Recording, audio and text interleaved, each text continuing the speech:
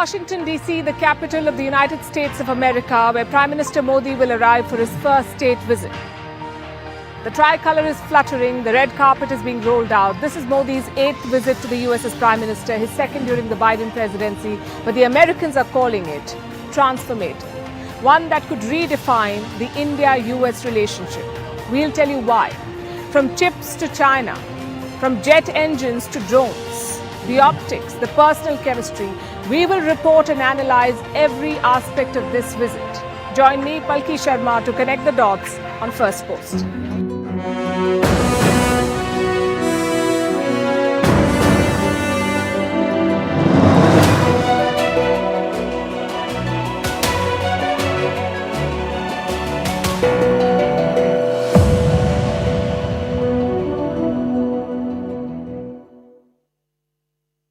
Hello and welcome to Vantage USA. We are coming to you live from Washington, D.C. It's a city steeped in history and politics.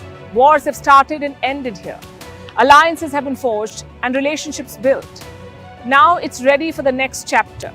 Prime Minister Narendra Modi will be landing here on the 21st of June. That's Wednesday. You can almost feel the buzz around here. It's a feeling that has disappeared from diplomacy nowadays. Years ago, the whole city would mobilize to welcome world leaders. There would be long preparations, flags all around, even people lining up on the streets, like they would for celebrities. You don't see that sort of welcome nowadays, but this visit by Prime Minister Modi seems to be an exception. There is genuine excitement in the air, and we will tell you why. From symbolism to substance to strategy, we will decode all of it. What's on the agenda? What are the expectations? What is the word on the streets of Washington? We'll talk about all of that, but first, the headlines. Tensions soar in the West Bank. Israel deploys attack helicopters in a raid in the Jenin refugee camp. At least 4 Palestinians have been killed, over 40 injured. Israeli personnel also wounded. Israel says the operation was to arrest quote-unquote wanted suspects. Pro-Khalistan extremist shot dead in Canada. Hardeep Singh Nijjar, a pro-Khalistan leader, was killed in a targeted shooting in Surrey. The Indian government had declared Nijjar a wanted terrorist. European Union and Kenya sign a major trade deal which will boost the EU's economic ties with Africa as it looks to counter China in the region. The deal will allow Kenya duty-free access to the EU, which is its biggest market. Pakistan arrests over 10 human traffickers for the Greece migrant boat tragedy. Last week, an overloaded boat carrying around 750 people sank off Greece. More than 300 Pakistanis are feared dead. Islamabad declared Monday as a day of mourning.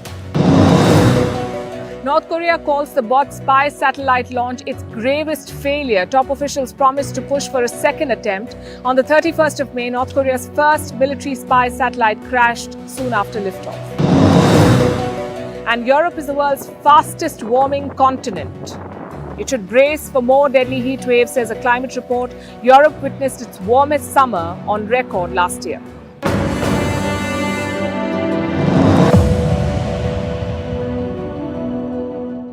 Prime Minister Narendra Modi is not a new face in Washington, D.C. He's been here before, but this time the stakes are higher. There is a war in Europe. There is a Cold War in Asia, and for both, the US needs Indian support. So Joe Biden is looking ahead. He wants to write a new chapter in India-US relations. Will India play along? Let me take you back 7 years. It was another June in Washington, D.C. Prime Minister Modi was addressing the US Congress. Something he said then stood out. Listen to this. Today, our relationship has overcome the hesitations of history. Today, our relationship has overcome the hesitations of history, he said. It was a very important statement. India and the US were effectively on the opposing sides during the Cold War. That hangover continued even after 1991. Thus, the hesitation. But in 2016, India declared that those hesitations are over. So this visit is about the next step, about trust and commitment, which is why the Prime Minister is traveling all the way to Washington, which is why Biden has pulled out his biggest red carpet to take this relationship to the next stage. Ask any strategic expert, and this is what they'll tell you. India and the US are natural partners, two vibrant democracies, two diverse societies, and two ambitious polities. Yes, differences exist, but it remains one of the most consequential relationships of our times. Which brings us to the visit. Let's start with Prime Minister Modi's schedule. His first stop is not Washington, it's New York. On the 21st of June, he will be at the United Nations headquarters. It's International Yoga Day, so the Prime Minister will lead the celebrations. And the next day is crucial, the business day as we call it. First, there will be a ceremonial welcome at the White House right behind me, followed by the big bilateral talks. After meeting Biden, the Prime Minister will head to the US Congress. He will address American lawmakers for the second time. The first was in 2016. In the evening, he will return to the White House. President Biden and the First Lady will be hosting a state dinner. It's an event made for the cameras. On the 23rd of June, there is more business. The Prime Minister will have lunch with Vice President Kamala Harris and US Secretary of State Antony Blinken. He will also meet top corporate leaders and the Indian diaspora. So that is the schedule. But what is expected from these engagements? We can divide those in three broad parts. First is symbolism. A state visit and a dinner is a very big deal here. It's reserved for special guests. Biden has hosted just 2 state dinners so far as president. One for French President Macron and the second for the South Korean president. You know how you save your best perfume for the best occasion? This is the diplomatic equivalent. The second part is the agenda. Talks are expected to cover a lot of issues like defense, energy, trade, China, and the Indo-Pacific. The Ukraine war, of course, will also be discussed. It is no secret that Biden would love India to toughen its position. Also, the G20. India will be hosting the Leaders Summit in September this year, the G20 Leaders Summit. America's support will be key to getting a joint statement out. Remember, Russia and China will also be there. They're also members of the G20. So consensus will be tough. Both sides will also be looking for more political impetus. You see, there's a limit to what bureaucrats can achieve, or even diplomats. In the end, you need the leadership. You need the Prime Minister and the President to ease things out, to solve the big knots. Biden and Modi will look to do that, to inject more momentum into this relationship. Which brings us to the third part, the deliverables. Defense seems to be the top priority at this point. At least 2 deals are expected either to be announced or to be signed. One is, of course, to manufacture jet engines in India. We've been talking about that on the show. The second is for India to buy Predator drones from the US. Around 30 drones for $3 billion. And both these deals are significant. The US has historically refused to transfer critical technology to India, and jet engine is one such critical technology. Reports say General Electric will sign a deal with Hindustan Aeronauticals Limited, HAL. We don't know the shape or the form of that deal, but Biden and Modi cannot stop at these. They should push on. Expanding defense manufacturing is good for both sides. The US can diversify its supply chains, and India, of course, gets more investments and jobs, not to mention a new source of weapons other than Russia. Like I said, the hesitancy is over. It's all about building trust and commitment. And defense is a good indicator of that. In 2008, India barely had any defense trade with the Americans. Now it's more than $20 billion. The overall trade, $190 billion, which makes the United States of America India's largest trading partner. So there's a lot in common, a lot going for both sides. There's a lot of potential. But, as always, there are challenges as well. One thing is clear though, Joe Biden is betting big on this visit. Like all relationships, there is something in it for both sides. But one party seems to be more eager, and that is the American side. That's US President Joe Biden. Do you remember his campaign promise in 2020? He said America is back. From the looks of it, it's back to square one. Biden's foreign policy record does not look good as of today. He failed to revive the Iran nuclear deal. He failed to stop the Ukraine war. He's also losing allies in West Asia, which makes you wonder, where are the positives? Well, this visit could be one of them. If Biden can cement the India-US relationship, his legacy would be set. Because New Delhi is a big prize, the biggest democracy in the world. A major Indian Ocean power, which is also a nuclear-armed power. A leader of the global south, a historic partner of the Russians. You can't ignore India anymore. It's the 5th largest economy in the world. It offers you supply chain diversity and skilled labor. Joe Biden wants all of that. He knows that India is key to America's eventual showdown with China, whether it's taking away the factories or producing semiconductors or patrolling the Indo-Pacific. So what does the US president do? He lays out the big red carpet. If Biden can get India on board, he can sell it to his voters. He's facing re-election next year. And from the looks of it, he will take on Donald Trump. So it will be a repeat of the 2020 election.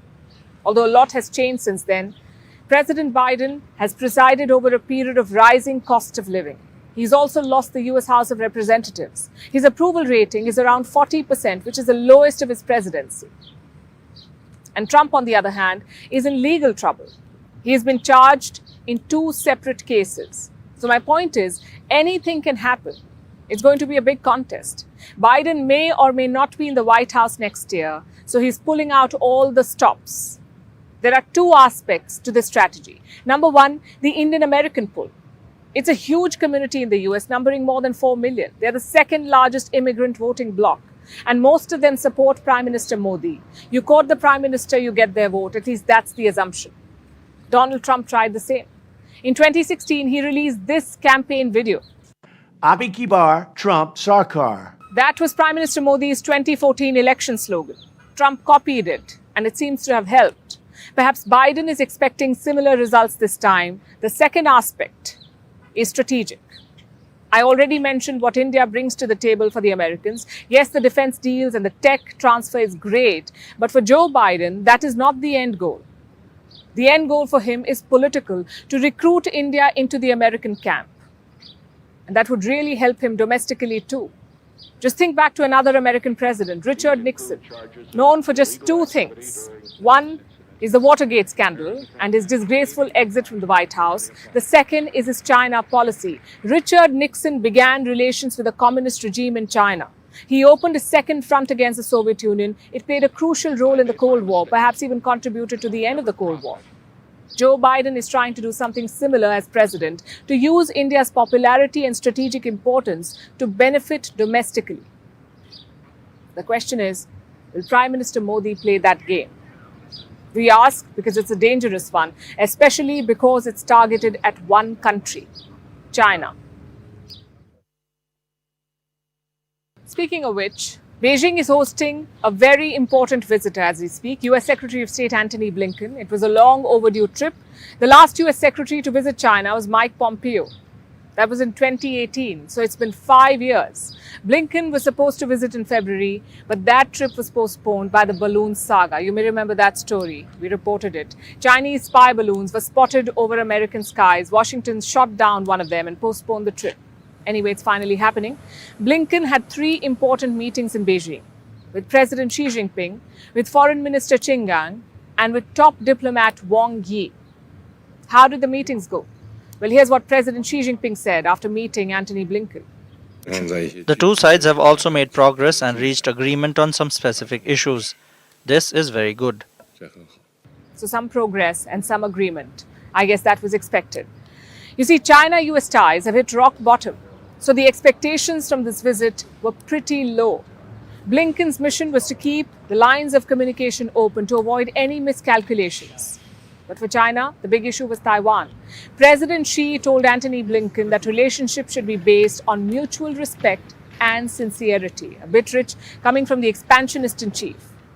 Either way, the visit seems to have gone by without much fuss, way better than the shouting contest in Alaska 2 years back. But let's come back to Washington. China will be a key issue when Biden and Modi talk. The US may not say it out loud, but they're locked in a Cold War with Beijing. The White House has a 2-part strategy. One is economic warfare, all the sanctions, the tariffs, the export controls. The idea is to weaken the Chinese economically, to take factories and jobs out of China. The second strategy is military deterrence. We've seen more US activity in the Indo-Pacific. Biden has also deployed more warships and submarines in the region, so the message is quite clear. The Indo-Pacific will not be a Chinese lake. Where does India figure in that plan? New Delhi is key to both these strategies, economic and military. Again, I come back to the question, will Prime Minister Modi agree to what Biden has in mind? Well, unlike the US, India shares a border with China, a long, contested and volatile border. The 2 armies faced off in the year 2020 in Galwan, and since then there's been a standoff.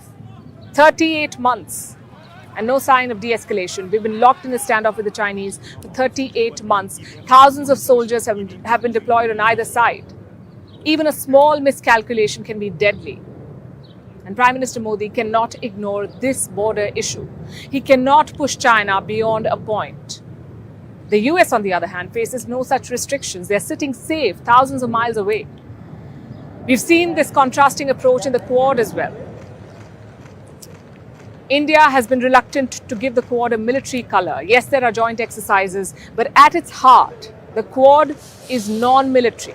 And don't get me wrong, India very much sees China as a growing threat. The only difference is in the approach. Will Joe Biden understand that?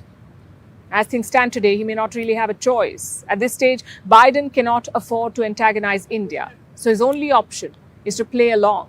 Having said that, he will be expecting something positive. In fact, let me walk you through some recent events. South Korea's president visited Washington in the month of April. And then last week, a US nuclear submarine docked in Korea. The Filipino president was also here in the US. He then granted the Americans access to multiple military bases. Last month, Antony Blinken traveled to Papua New Guinea. Biden was supposed to go, but he pulled out at the last moment, so Blinken went. Either way, the Americans got something out of Papua New Guinea. Unimpeded access to bases in Papua New Guinea. Now, do you see the trend here? The US has been busy in the Indo-Pacific. They've gotten what they wanted from these countries, from South Korea, from the Philippines, from Papua New Guinea. So will India be next? Well, Biden is certainly dangling the carrot. We mentioned the jet engines and the drones. That's part of a large US project to pump money and to pump technology into India. But what does America want in return? Probably a second front in the conflict against China. It's purely a self-serving policy. And how should India respond? Well, with some self-service of its own. Challenging China militarily does not make sense at this point. Neither does joining the US camp. Prime Minister Modi has repeatedly emphasized on strategic autonomy. On a multipolar world, he wants to challenge China, but on his own terms. So it's up to Biden to dehyphenate things, to see India as a partner, not a pawn. The United States became a democracy in the 1700s, one of the world's oldest democracies. India joined the club almost 200 years later. But India made long strides. Today it is the world's largest democracy and a thriving, robust force. New Delhi and Washington are more than 12,000 kilometers apart, but they have more in common than you would imagine. Today we'll explore that. From the National Mall in Washington, Desi and the Central Vista in New Delhi, how two vibrant seats of democracy are linked by a single thread, the ability to evolve and represent their nation. Our next report brings you the tale of the two capitals.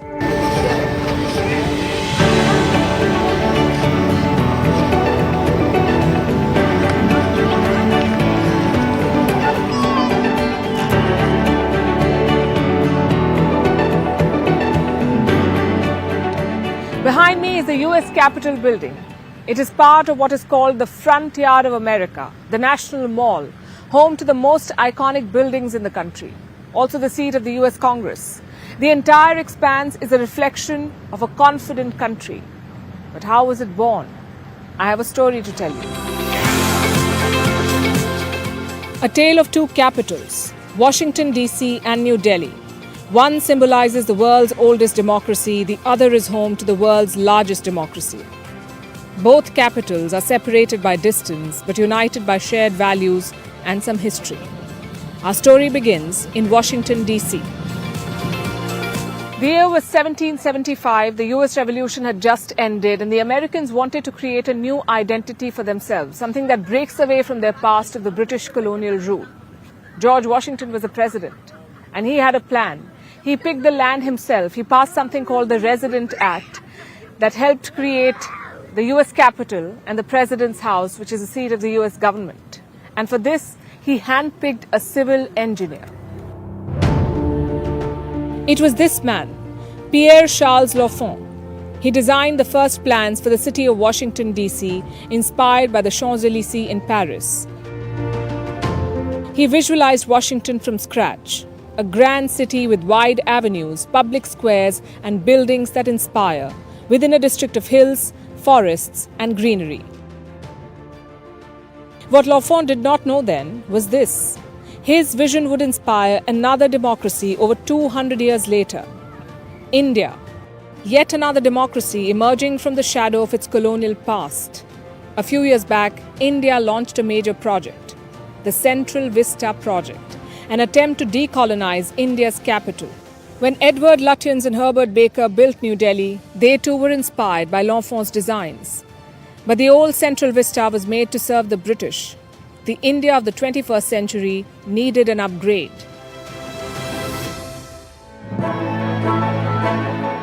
The new Central Vista aims to represent a new India with a brand new parliament building and a central secretariat to house all ministries.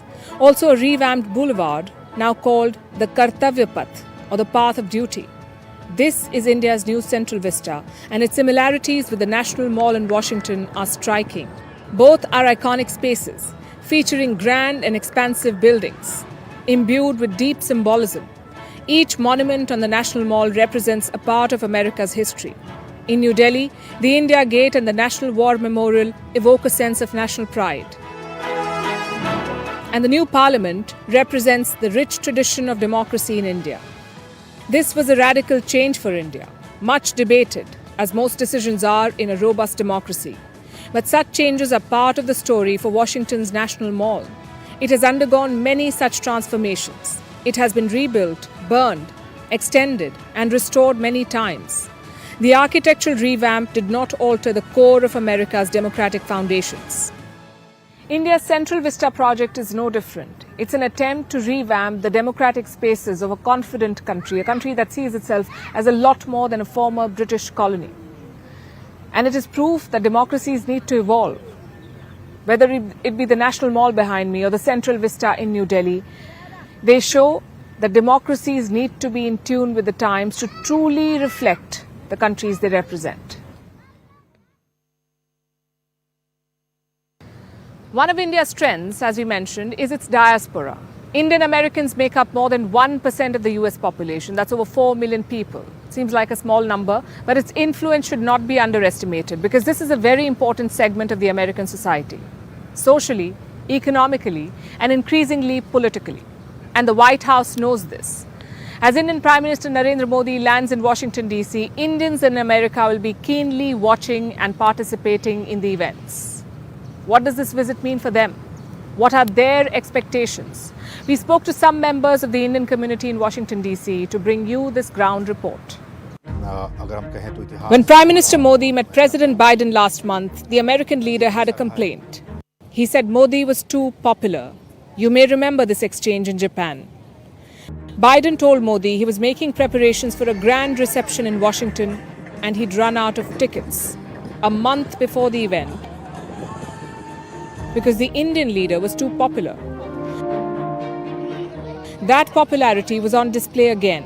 On Sunday, unity marches were held in 20 American cities. Members of the Indian diaspora showed up in large numbers. It was their way to welcome the Indian Prime Minister. We caught up with some of them in Washington, D.C. We're at the Washington Memorial where the Indian American community has gathered to conduct a unity march to welcome Prime Minister Modi. Such marches are being held in at least 20 cities across the United States. And this is the community's way of welcoming the Indian Prime Minister. This is a 4 million strong community we're talking about. They form about 1% of the US population, and as a congressman recently pointed out, they pay 6% of the taxes in America. This is a very constructive community that the Prime Minister has engaged with. He's known for his engagements with the diaspora across the world, and in a way he started this tradition here in the United States with his event, the mega event that he held in 2014 at New York's Madison Square Gardens.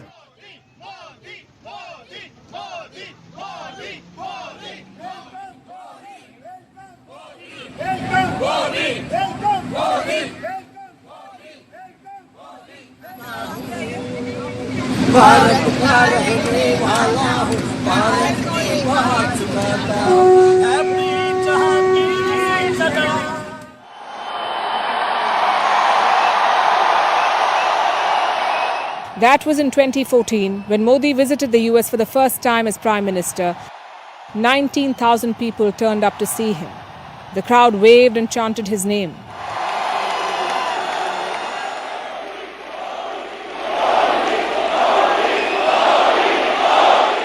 The Prime Minister's face was beamed on a giant screen, even painted on canvas live.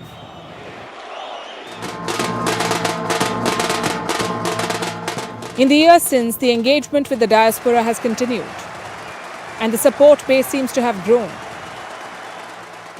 भव्य होने, विशाल होने, ये Texas के स्वभाव में है. In 2019, Modi addressed an even bigger rally in Houston. It was called the Howdy Modi event.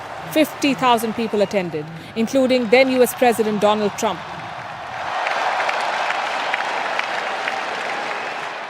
This week will be his 8th visit as Prime Minister. He'll address the US Congress for the second time, the only Indian Prime Minister to be invited for a joint sitting twice. For the diaspora, it's a matter of pride.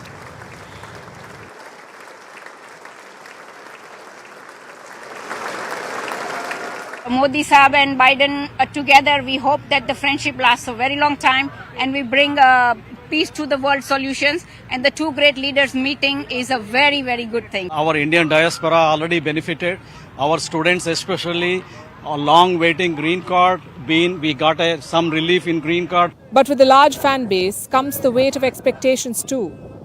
The Indian diaspora is keenly watching this trip. Their expectations have grown with their support. They look to the Prime Minister to address their concerns, to promote Indian interests in America, and to strengthen their bond with India. So heartening to see so much enthusiasm and just energy. You feel it around. And I'd say fantastic enthusiasm, and is a great participation from a different part of India. And it was great to see how people are so galvanizing this march for a peace, and hope all this partnership, India and US partnership, can bring up a great solution for a globally peace. The US says this visit is a transformative one. Washington wants a deeper relationship with New Delhi, and a key factor in that will be these people. Their support can propel the India-US relationship. Let's come back to the visit. Here in Washington, D.C., you feel like the US is romancing Narendra Modi. A state visit, a lavish dinner, a throng of people, all of it makes for a great event and headlines. But that is only the highlight reel. There's a long backstory too, and like all love stories, this too had its twists and turns. Let me start with a picture. This is from the year 1994, where a much younger Narendra Modi stands outside the White House. He'd been invited by the American Council of Young Political Leaders. It's a non-profit organization. Clad in a simple cotton kurta, he stands along with some other political leaders, probably oblivious of how his America story will unfold. About a decade later, that story takes an unexpected turn. Modi's visa is revoked in the year 2005. He's banned from entering the United States of America. Why? Over the Gujarat riots of 2002, where he was acquitted by Indian courts but held guilty by the Americans. Like all things, this too passed. Within the next decade, things began to change, and change dramatically for Narendra Modi. His political star rose, as did his profile on the world stage. You could say Modi's rags to riches story mirrors the phenomenal rise of India. It is now the world's fastest growing major economy, a digital powerhouse, the most populous nation, and the largest democracy. The Modi story took a turn in the year 2014. He led his party, the Bharatiya Janata Party, to a landslide victory in the general election. He became the Prime Minister of India. And within a few months, this is what happened. Prime Minister Narendra Modi made his first triumphant visit to the United States. He had a private dinner with President Obama. He toured the Martin Luther King Jr. Memorial with the President.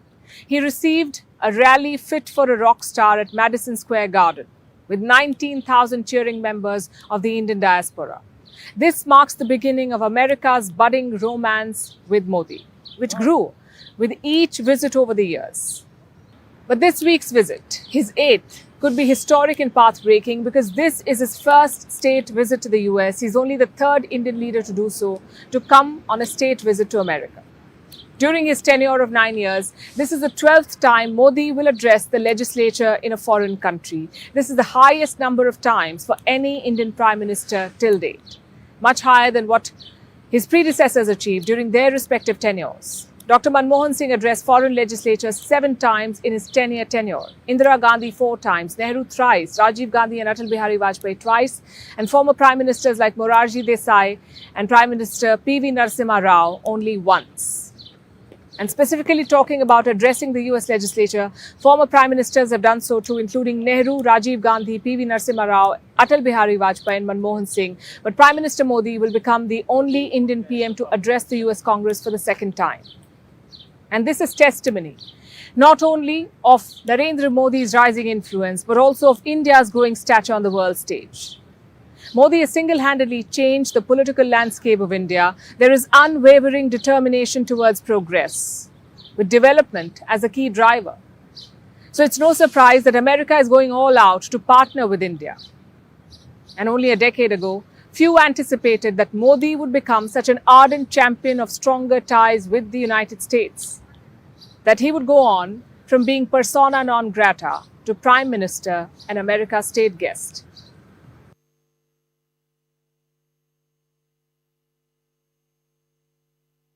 Now to the war in Ukraine. The fighting has intensified and there are reports of heavy casualties. This is the fallout of Ukraine's much talked about counter-offensive. It's been on for about 2 weeks now. Kiev claims 8 villages have been liberated from Russian occupation. These are primarily in 2 directions, the eastern Donetsk region and the southern Zaporizhia. Ukraine says it's slowly but steadily making progress. But Russia seems to have dug its heels in. Moscow says the Ukrainians are suffering heavy casualties as they try to make their way forward. Here's the latest. Today, on the 18th of June, the forces of 128th Assault Brigade and the 2nd Separate Rifle Battalion chased out the Russians. The Russians ran away, leaving equipment and ammunition. Glory to Ukraine.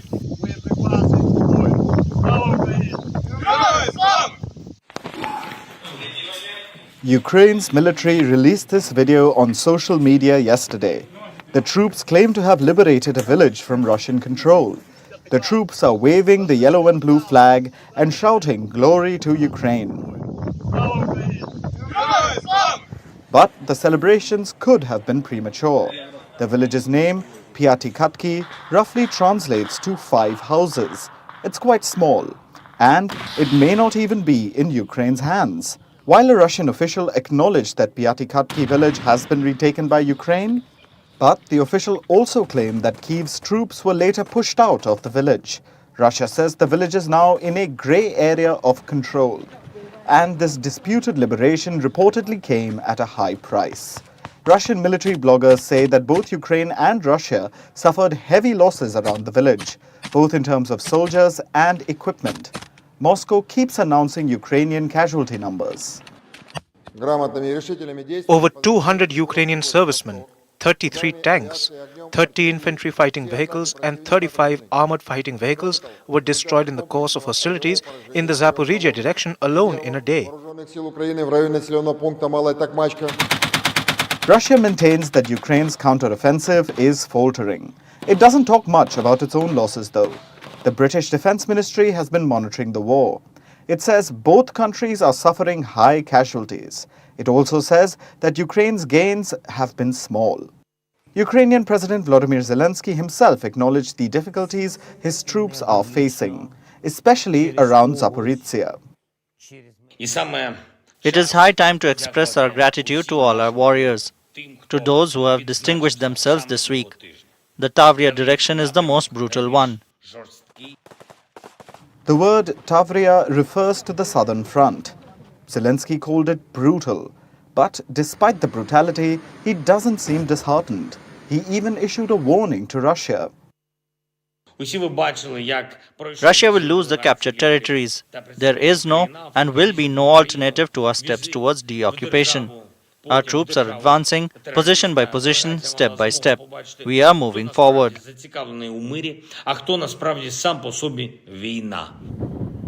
This means the war is about to enter another prolonged, deadly phase. No matter the cost, Zelensky seems determined to go through with the counteroffensive.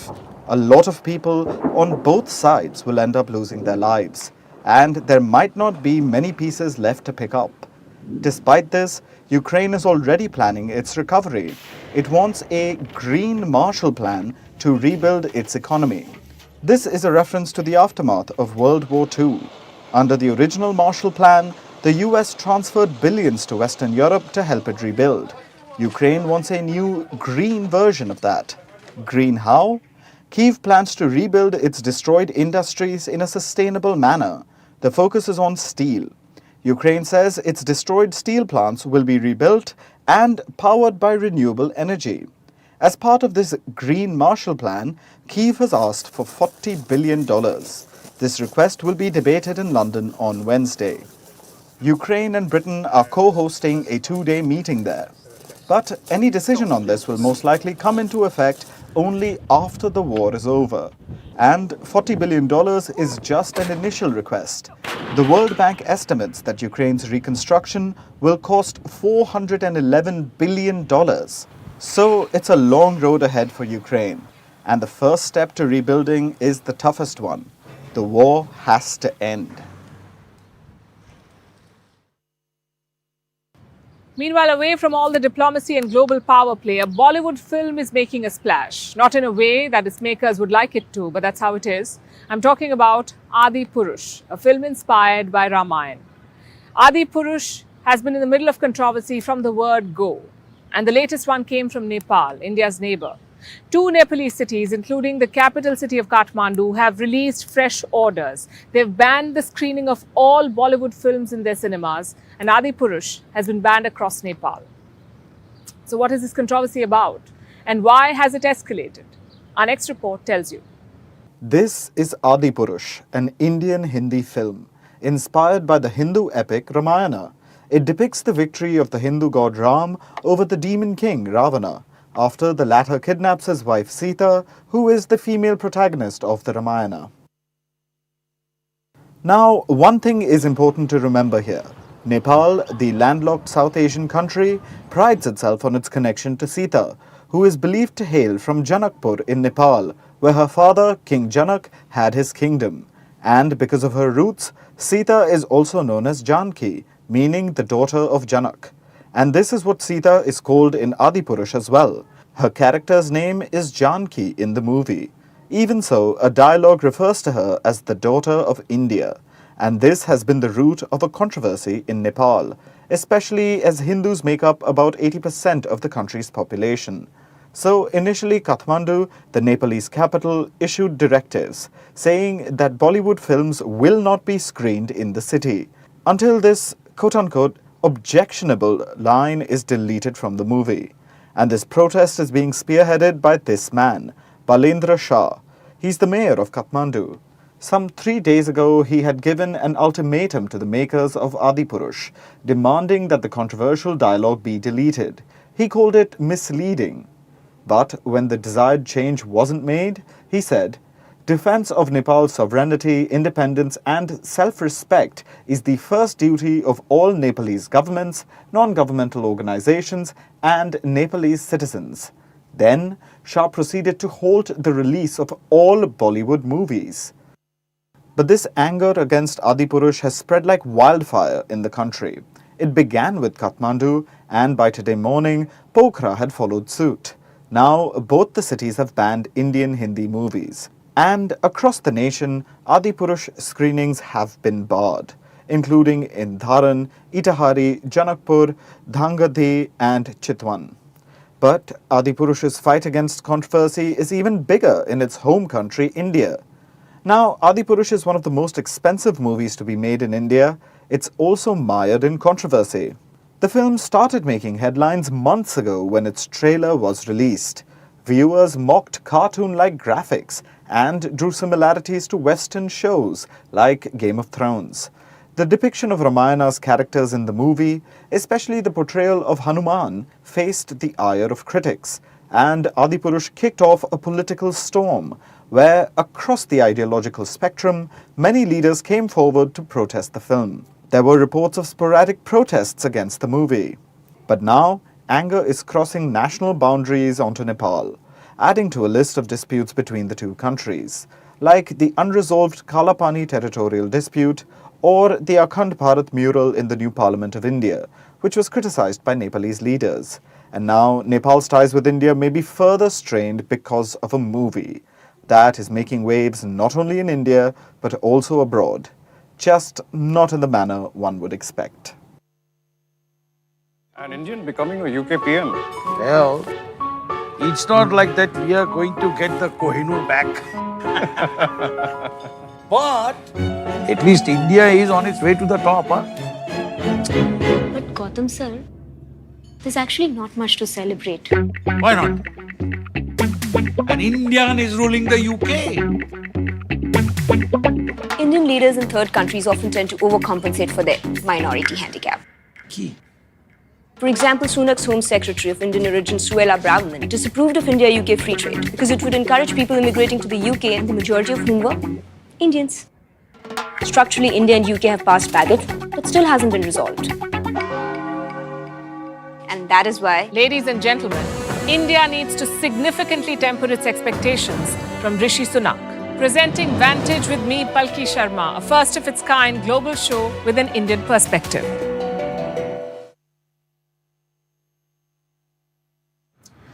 At the core of India's engagements with the world is the idea of multi-alignment, engaging with different partners, maintaining strategic autonomy, not being boxed in any camp or alliance, and building a multipolar world. India is using its G20 presidency to further this agenda. India is pushing for what you could call a G21, a group that also has the African Union as a member. New Delhi has endorsed Africa's bid for membership. Now remember, the G20, or Group of 20, is an international forum. It has 19 countries and the EU, the European Union. And since the EU is already a part of the G20, another grouping like the African Union won't be unique. But its inclusion would be significant and timely. You see, for years, countries have complained about the G20, calling it a private club with no clear path to membership. Now, the Indian Prime Minister has made an appeal for Africa to make the group more inclusive and representative of the world. Here's a report. The G20, a grouping that describes itself as the primary venue for international economic and financial cooperation.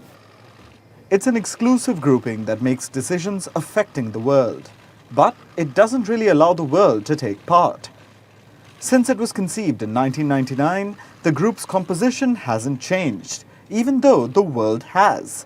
The G20 has never inducted a new member.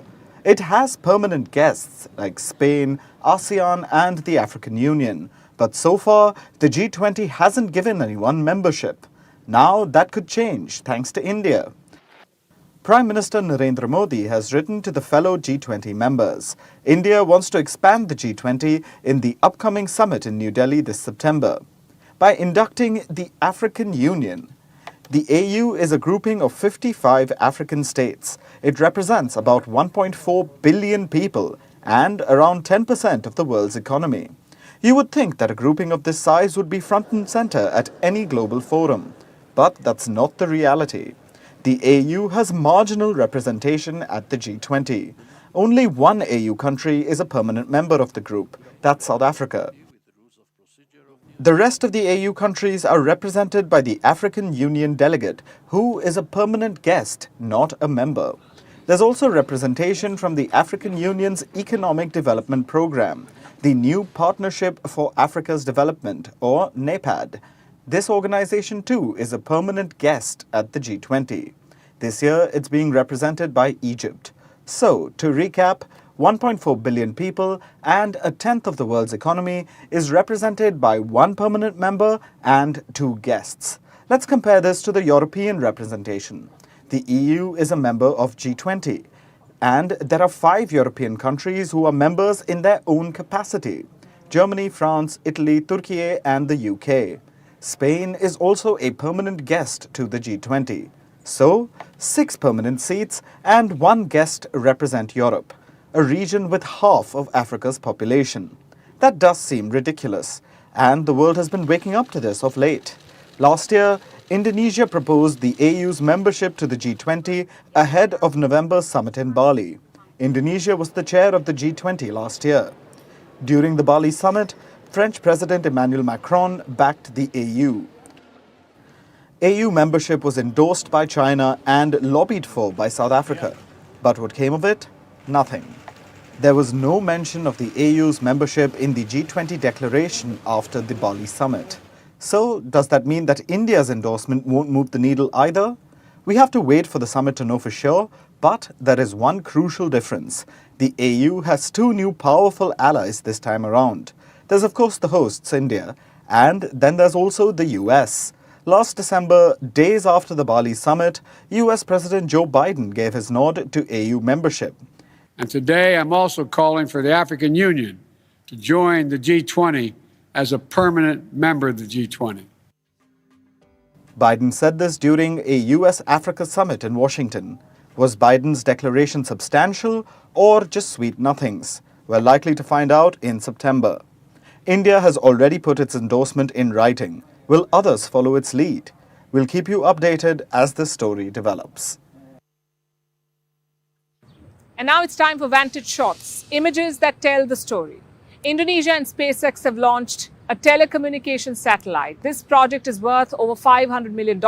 It aims to provide internet access to remote corners of Indonesia. In the United States, a huge funnel cloud formed over a town in Oklahoma amid tornado warnings. We'll show you a time-lapse video. In Germany, a Spanish motorcycle racer crashed for the 5th time during a warm-up race. And finally, what makes the 19th of June significant? We're taking you back in history.